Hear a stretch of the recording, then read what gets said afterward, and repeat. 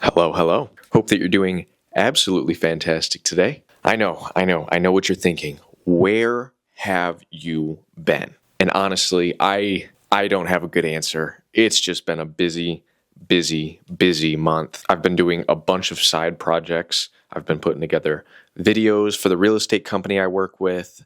I've been doing model photo shoots as well as some jewelry that they were modeling for some up and coming brands. And I just got busy with work out of nowhere. So my time has been very limited in that aspect. And then beyond that, I've been working on some personal projects. So it's just been a crazy month, and I've been trying to get back in front of the camera, and that is what I'm doing today. So per usual, if you're a returning viewer, welcome back. And if you've never seen my face, never seen one of my videos, my name is McKenna. I own a digital media company called Studio SB Creatives, and today I want to talk about something that I briefly brushed across in my last video in regards to the photography workshop that I attended. So in this video, I want to discuss 3 things that I learned from that workshop.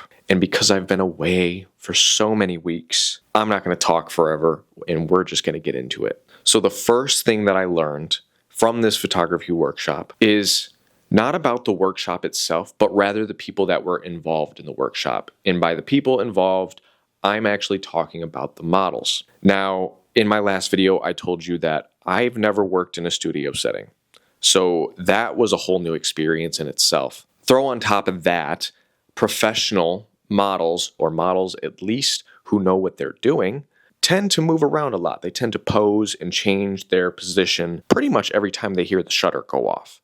I was aware of this. However, I found it extremely difficult to work with. You know, in a studio setting, you're working in low light and you're trying to shoot a moving subject for the most part. And that's kind of a task because, you have to shoot at a high enough shutter speed so that you don't capture any movement per se. And then you kind of have to compensate for that with the low light. So those 2 things, moving things and low light, are 2 very hard things to do at the same time. Shooting something fast-paced, you can choose your motion blur or you can choose to stop it. Or you can shoot in low light, usually with a lower shutter speed or a higher ISO. But as a photographer, we try and limit our ISO so that our pictures don't come out as grainy. So that was a little hurdle that I had to overcome, but nothing too crazy. The second thing that I learned actually pertains to the photos itself. Now, while you're shooting in low light, because studios are supposed to be dark, the main thing that you're trying to do is control the light. What I didn't do correctly was expose for the highlights, which is something that you're supposed to do in digital photography. In digital photography, you expose for the highlights, and in film photography, you expose for the shadows. That's because in film photography, more detail, more information, if you will, is in the highlights rather than in the shadows. So you have to bring up the shadows to make sure that you can get all the little details, and then you can dial back the highlights a little bit in your post edits if you choose to do it that way with film. However, in digital photography, it works a little bit different. Less of the information is retained in the highlights, but far more information is retained in the shadows. So you can shoot really dark on with digital photography and boost those shadows, and everything should look okay for the most part. I mean, you're not going to get all the information, and sometimes it might look a little bit off, but a lot more of that information is, found in the shadows. So you want to shoot darker. And that was a mistake that I made with my initial photos, is the lights were so bright on the subject that I was trying to put my light meter right in the middle. And I realized that in doing that, I shot some of the photos wrong because the lights were so bright and the highlights were so bright that some of the information was getting lost. So that was something that I had to quickly overcome because I wasn't thinking about it. I usually shoot natural light, so it's a lot more even when it comes to the highlights. Not always the case. I understand that that's a pretty general statement and people are going to disagree with that. But, usually when sunlight is beaming off a subject, you adjust for the highlights and it's cool. Like you pretty much gather everything you need. Obviously that's not going to happen in every situation. Sometimes there are highlights brighter than the highlights on the subject that you're shooting, and the information tends to get lost in that. But for the most part, depending on what you're shooting, it's not a total loss. However, in a studio setting, there's such a heavy contrast between the lights and darks, depending on how you're lighting your subject, that if you're not exposing correctly, you will lose the information in the highlights, and you will do so easily. So that's something you can put in your back pocket in case you ever have to shoot in a studio setting with flashes, strobes, or just some form of continuous light source. And finally, because I'm trying to keep this video short and sweet, the third thing that I learned is that at these photography workshops, everyone is there to help you. Everyone is there to learn. And above all else, if you're going in by yourself, it's going to be awkward. A little bit, depending on how extroverted or introverted you are, you will experience it a little bit differently. However, my advice to you is to just communicate with everyone that you can. Everyone is there to just have a good time. If you're with models, they're there to be shot. If you're with photographers, they're there to shoot. Some people will have more experience in shooting in these whatever certain type of setting that you might find yourself in. And, just go out, get the practice, talk to people, learn from them. Because what I've learned is that at this photography workshop that I personally attended, there were people who had been shooting models and in studio settings for years, like their whole life. And they were double my age, they're in their 40s, 50s. There might have been a couple people there in their 60s. I don't know. I